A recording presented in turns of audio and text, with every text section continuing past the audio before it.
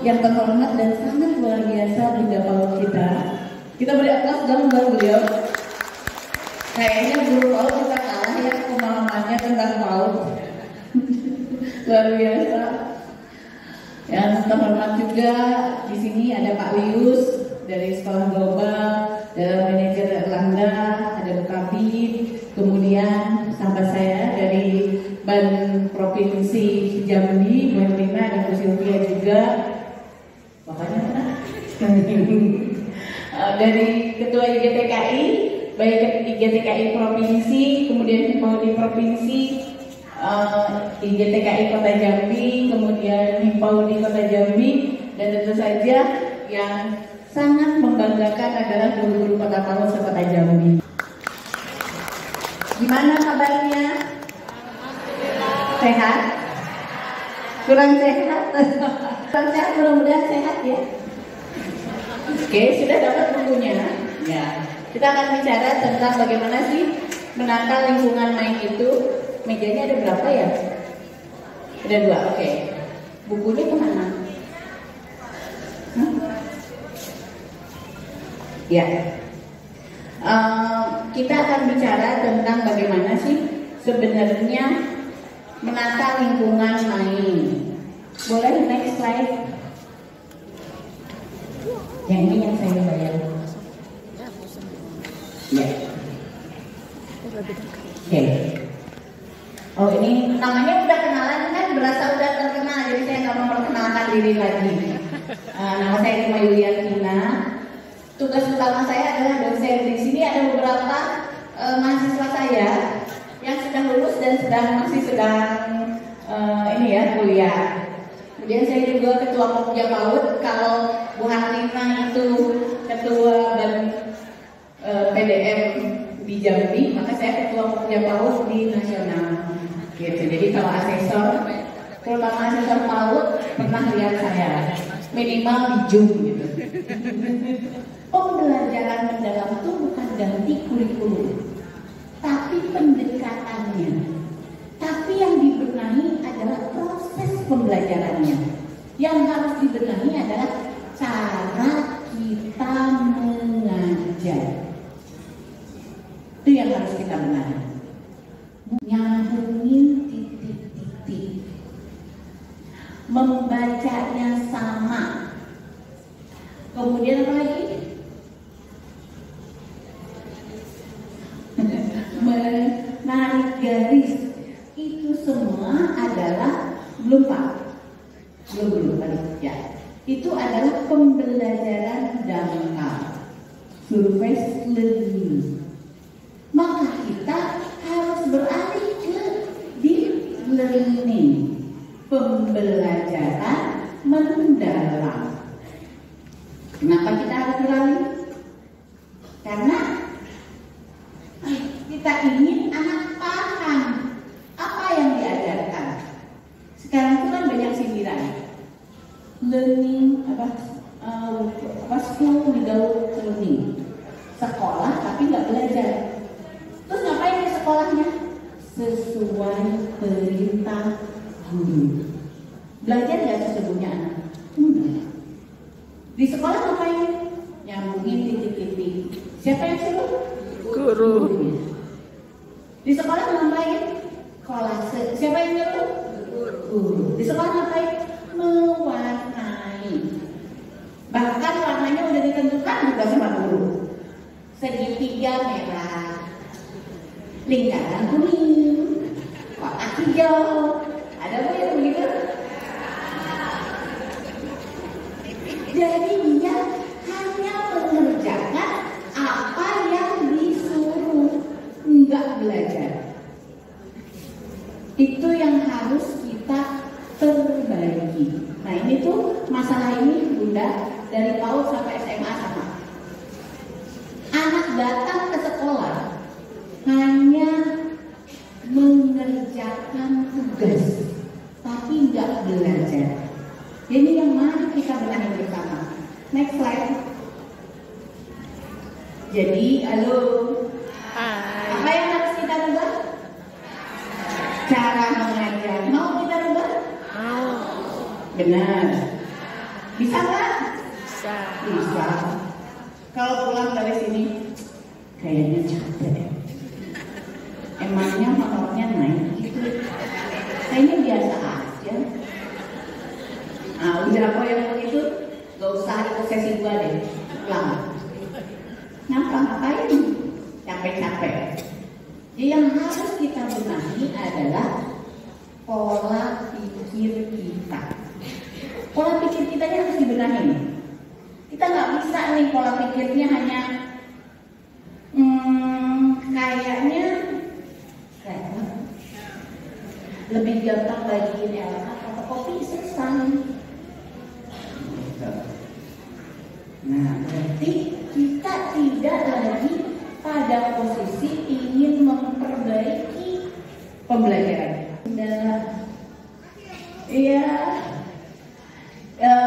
coba kita lihat. Ini ya, gambar 1 sama gambar 2 apa bedanya? Boleh digedein nggak gambar 2-nya? Pak operator, halo, Bapak operator, sama video langsung. Kita lihat di sini. Ya. Kenapa kita perlu menyiapkan banyak alat dan bahan? Switch ke video Pak. Switch. Nah, oke. Yang kelihatan meja ke meja ya. Satu meja utuh. Mas. Yang kelihatan satu meja utuh. Saya ini nggak kelihatan, nggak apa-apa. Soalnya saya dilihat dari belakang juga makin kelihatan. Kalau ini nggak bisa bergerak. Nah, sini. Nah, kita lihat, kelihatan nggak? Kelihatan ya. Gitu bisa nggak? Jadi si ininya kelihatan di sini. Pas gimana? Ya mungkin kita lihat.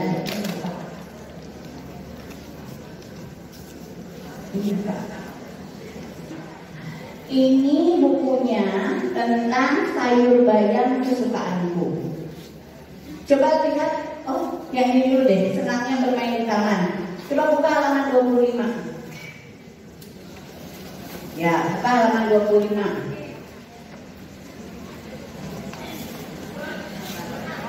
Jadi bundanya kok nggak dikasih buku? Mas, bundanya dalam contoh kegiatannya buku yang bermain di taman. Ini kan semua orang punya ya? Ya. Halaman Ada? 25. Ya ini. Ini di 23, 25. Sebelah lagi enggak? Nah, itu. Sudah, Bu. ya, halaman 25 di sini kan ada bermacam-macam ya. Kita mau menata lingkungan main yang nomor 4. Kreasi miniatur tanaman bunga. Jadi apa yang kita bisa simpan bukunya di penataannya. Lalu kalau taman bunga kira-kira ada apa aja ya? Ada bunga mekar. Kita bisa simpan ini tanaman-tanaman perdu. Terus kira-kira ada apa lagi ya? Ada tanahnya, kita bisa simpan pasir. Kira-kira anak-anak memungkinkan ada apa lagi? Pagar. Atau bisa jadi pohon. Atau bisa jadi ini jadi pagar nantinya. Atau misalkan ada tempat duduk nanti. Atau ada hiasan. Atau ada apapun yang anak-anak misalkan ada air mancur, ada pohonnya, gitu. Jadi anak-anak bebas berkreasi. Semakin banyak pilihan, semakin banyak anak bebas berkreasi. Jadi kita simpenin dulu. Boleh nggak pakai buku, pakainya gambar? Di sini ada taman nggak? Di Jambi ada taman? Ada. Oh banyak. Taman apa? Taman Angsa Duo. Ada dulu nggak? Oh Taman Anggrek. Nah Taman Anggrek kata Bunda. Taman Anggrek. Kita boleh di sini gambar taman anggrek, lalu disimpan ini. Ini ada yang kurang. Lalu tas, ada alat tulis. Nanti anak-anak kan bikin taman. Terus kita tanya, membuat apa taman? Tamannya taman apa? Taman anggrek misalkan, atau taman anggrek taman apa? Bunga. Ya terserah taman apa aja. Anaknya suruh menulis. Halo. Hai. Kalau gitu anaknya ngerti gak yang dia tuliskan? Ngerti. Anaknya belum bisa nulis, anaknya baru bisa mencoret. Coretan itu artinya taman anggrek. Gurunya aja nggak bisa baca. Iya, jadi kalau anaknya, misalkan yang kelompok bermain ya dari Maudi, misalkan 3 tahun nih, belum bisa nulis huruf kan, baru nyoret. Gak apa-apa suruh nyoret. Nanti tanya sama gurunya, ini apa? Taman anggrek. Ditulis di bawahnya sama gurunya, taman anggrek. Ada lagi nih kelompok B, apa guru? Taman, apa? Taman, apa dulu? T. Terus apa lagi? A. Jadi tiap orang tuh beda-beda nantinya. Dengan begitu, apa yang dia tuliskan, dia paham. Karena masalah di kita itu, anak bisa baca, bisa tulis, tapi nggak ngerti maknanya. Jadi kita dari awal udah memahamkan anak terhadap maknanya. Oke? Kemudian contoh lagi, ini nggak ada, ini belum ada ya, belum beli ya. Ya nanti beli sendiri-sendiri. Ini ada sayur bayam kesukaanku. Yang kedua nih, kita kalau ngajarin baca atau yang ini aja nih, yang satu lagi bukunya apa? Kehidupan di bawah laut. Ya, anak-anakku bu ibu perlunya sedikit, ada pasir, terus ada apa? Misalkan ada pohon, bisa ya, anaknya, misalkan dia ada pohon-pohon, ada tempat duduknya pakai apa? Misalkan gurunya bisa nanya, kalau pohon siapa yang menciptakan? Ya, kalau tempat duduk siapa ya yang menciptakan? Jadi saat guru memberikan dukungan itu, kata omnya Bu Silvi itu, Vygotsky itu namanya scaffolding. Ya, jadi guru memberikan dukungan sesuai dengan tujuan pembelajaran. Oke, kita lihat lagi. Tadi tujuan yang pertama mengenal ciptaan Tuhan, udah terjawab. Yang kedua bermain bersama teman ya. Nah, saat mengerjakan jangan sendiri-sendiri, diminta mengerjakannya berkelompok. Siapa yang mau di sini silahkan memilih bareng-bareng ya. Tercapai ya tujuan nomor 2. Nomor 3 tadi apa? Membuat apa? Bikinnya apa berarti tadi? Pantai. Ditulis. Silahkan ditulis. Tercapai kan nomor 3? Kemudian nomor 4 apa? Ukuran. Nah, tadi suruh anak-anak boleh dengan ukuran.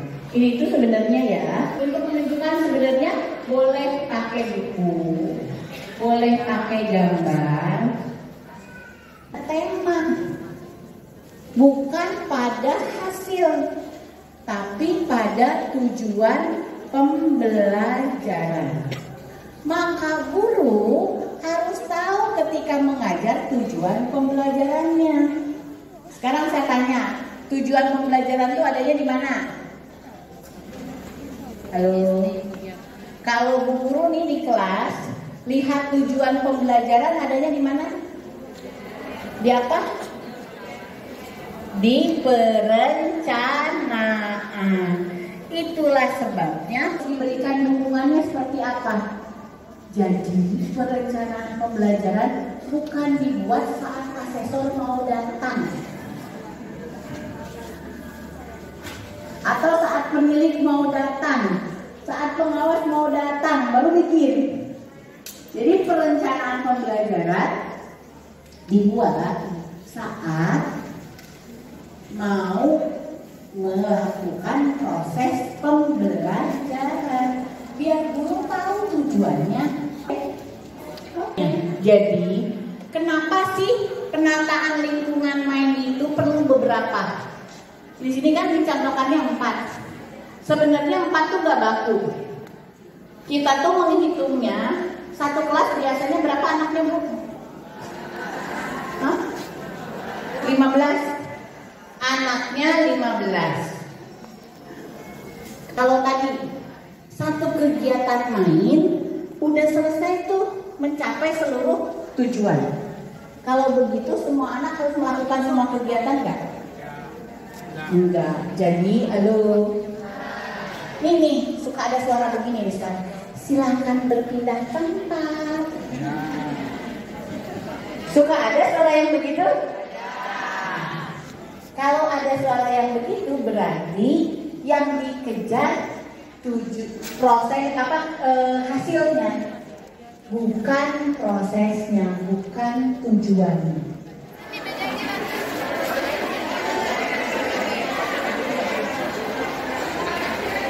Mari pulang, marilah pulang, marilah pulang bersama-sama. Iya. Kita pulang dulu. Pulang, Bun. Oke. Alhamdulillah, acara hari ini selesai. Kita semua mau pulang, juga mau pulang. Terima kasih sudah menonton video ini. Semoga berkenan. Jangan lupa ya videonya di subscribe, like, komen, dan di share. Terima kasih. Wassalamualaikum warahmatullahi wabarakatuh. Bukan maksudnya yang